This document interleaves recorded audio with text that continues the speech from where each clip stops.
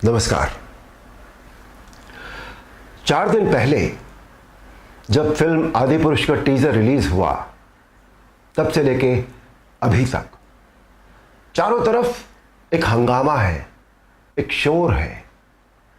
Film industry में, channels में, journalism में, एडवर्टाइजर्स में, संत समाज में, चारों तरफ एक शोर है। चारों तरफ डिबेट्स हो रही हैं, चारों तरफ भली बुरी बातें कही जा रही हैं।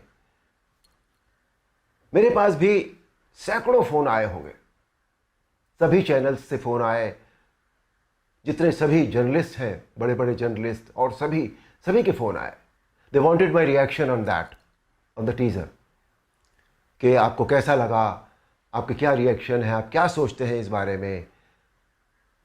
मैं आपको सच बताऊं, मैंने एक भी शब्द किसी से नहीं कहा, मैंने बात ही नहीं की उस विषय में। मैंने कहा नहीं, मुझे कुछ नहीं कहना है। लेकिन मुझे लगा कि मुझे आपसे कुछ बात तो करनी चाहिए, आपसे करनी चाहिए। मेरे मन में बहुत सारी बातें बहुत सारे समय से आती रही हैं, और इस हंगामे को लेकर, इस इशू को लेकर मुझे लगा कि शायद ये सही समय है जब मैं अपनी बातें आपके साथ शेयर कर सकूं। दोस्तों, ध्यान से सुनिएगा। रामायण, महाभारत, श्रीमद् भागवत जैसे जितने भी ग्रंथ हैं, शास्त्र हैं, यह हमारी सांस्कृतिक और धार्मिक धरोहर है। यह हमारी संस्कृति है, यह हमारी जड़ है। सारी मानव सभ्यता के लिए यह नींव के समान है, और न तो नींव को हिलाया जा सकता है और न ही जड़ को बदला जा सकता है। नींव या जड़ से किसी भी तरह का खिलवाड़ या किसी भी तरह की छेड़छाड़ बिल्कुल भी ठीक नहीं है। हमें इन शास्त्रों से संस्कार मिलते हैं, जीवन का आधार मिलता है। ये धरोहर ही हमें जीने की कला सिखाती है। हमारी संस्कृति विश्व की सबसे प्राचीन संस्कृति है।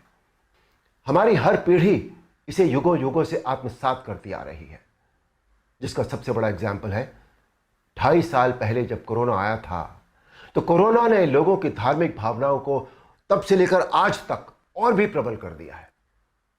हमारी धार्मिक परंपराओं और मान्यताओं को और अधिक पुष्ट किया है इस महामारी ने।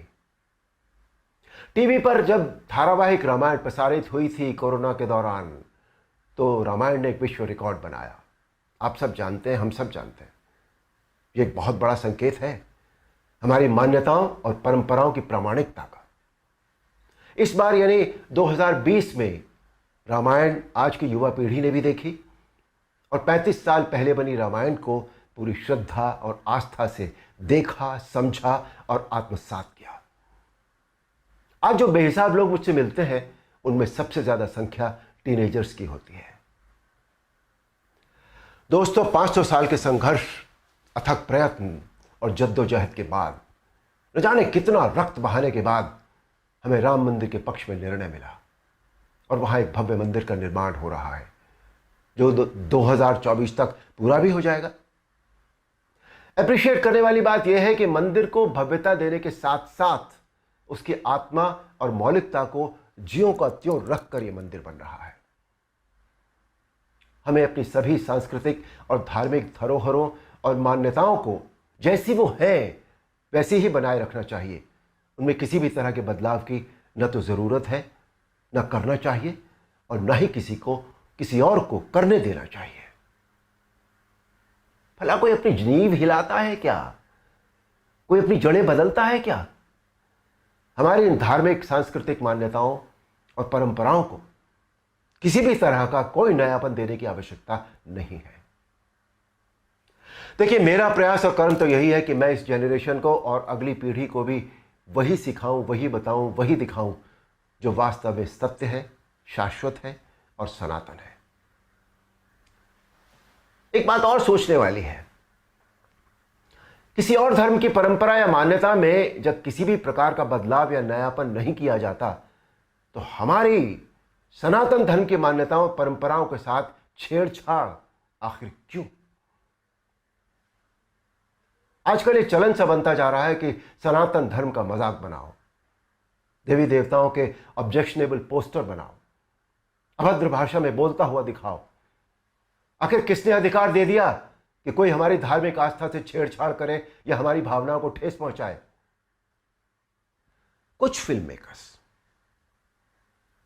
कुछ राइटर्स, कुछ पेंटर्स, कुछ एक्टर्स, कुछ एडवर्टाइजर्स को इस बात का विशेष ध्यान रखना चाहिए कि वो क्रिएटिव लिबर्टी के नाम पर धर्म का मजाक न बनाए और न ही किसी की मान्यता या परंपरा को तोड़ मरोड़ कर प्रस्तुत करें।